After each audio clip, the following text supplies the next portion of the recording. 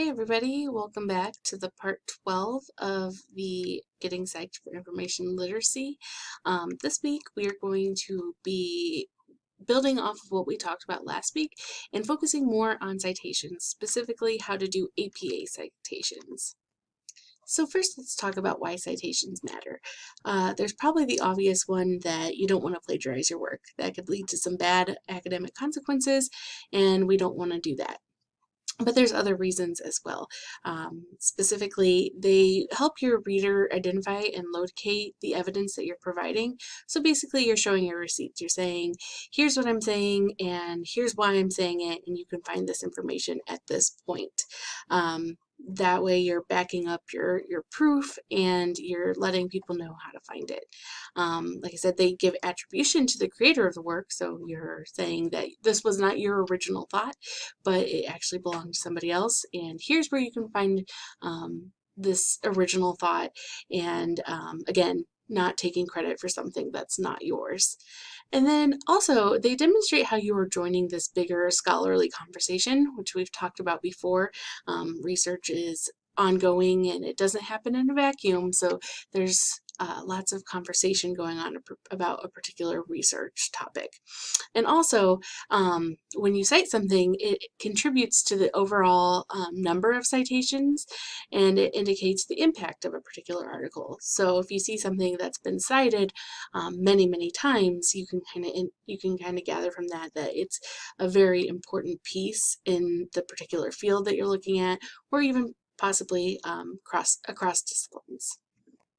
All right, and then on this screen we have a breakdown of an APA style reference citation specifically for a journal article.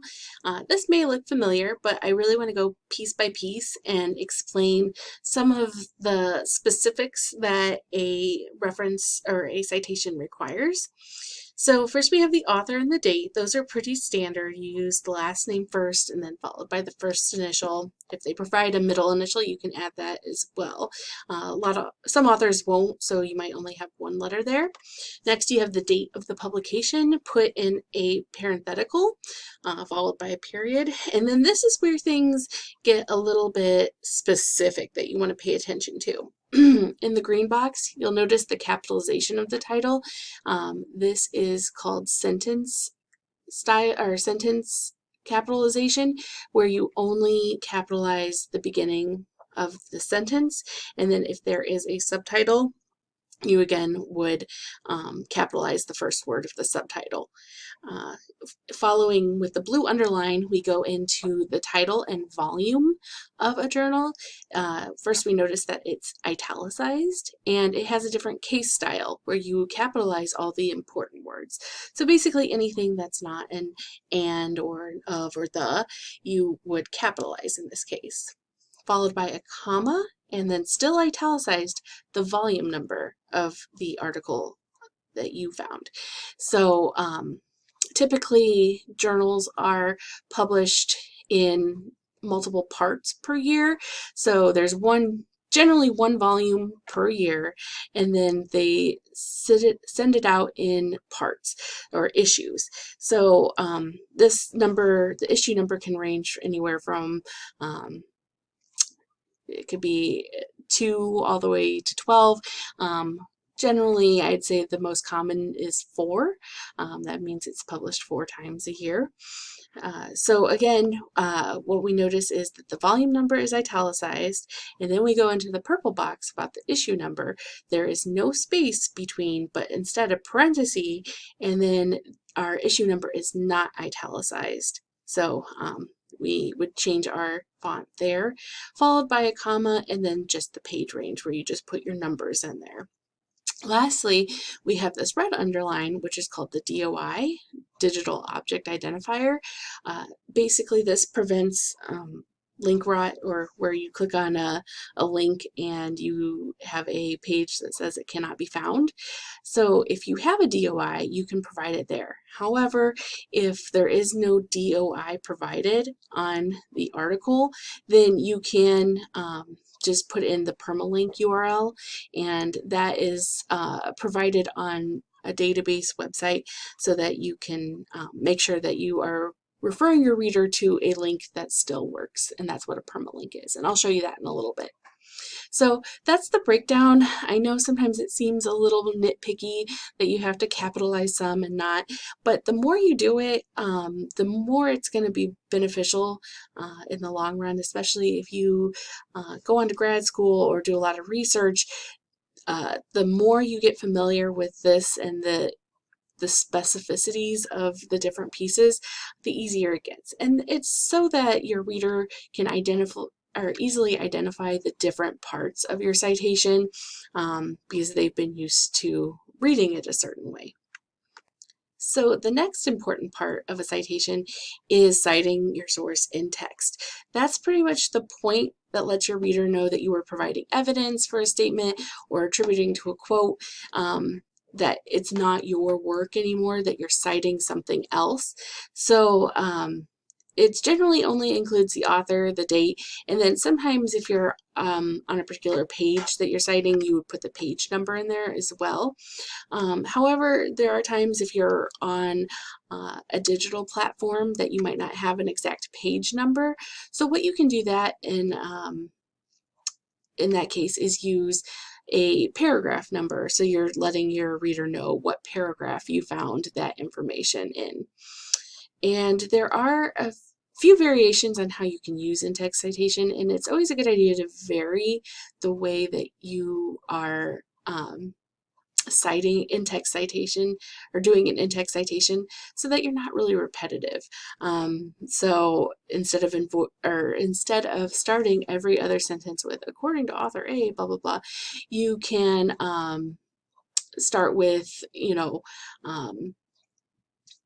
the statement that you want to do and then follow it up with the author or the citation information. And just a note that not every reference will have every piece of information. So if you use a web page that doesn't have a date, it is acceptable to put in period D, which lets your reader know that you're acknowledging that you didn't overlook a part of the citation, but rather it was not, that information was not provided. And on this last slide, I just have the in-text citation with a corresponding reference. So this was what your bibliography would look like, these types of citations over on the left side, but then when you're citing them in text, here's some examples of how you could go about that. So the first one, it doesn't have page numbers. So you can see in that first example, I put that the date in the first thing and then put the conclusion section, paragraph 5. So then my reader would know that they need to jump down to the conclusion section on the web page and look at paragraph 5 to find what I'm citing. The second one, you'll notice that there's no date given on that particular reference. So I do acknowledge that in my in-text citation, but then again, I'm giving an example of the paragraph that they can find the information in. The last one, the third example, is a journal article, and I wanted to point out that if you are doing a larger paragraph or citing several sentences, it's best to, or the practice is to identify or indent in and then cite both pages, and you'll notice that instead of just one P there, you are going to use 2 to let your reader know that it spans multiple pages. I also want to acknowledge that I know many of you probably have had experience using citation generator tools, and that's fine as a template, but it's always a good idea to make sure that your citation is matching up to the actual APA style. And a good reference to use is Purdue OWL. If you've never used it, it has really great examples that you can follow of how to cite things. But I just want to point out that on many of the database platforms, they have what's called the cite button close to a citation generator, and then you can pretty much copy this and use it as a template, because here we can see that the title of this article is all in capital letters, and as we saw before, that's not APA style. So it's okay if you want to use it again as a template, but then change it to fit the actual APA style. So I hope this helps, and I hope it clarifies why citations are so important. Thanks for tuning in, and I'll see you next week.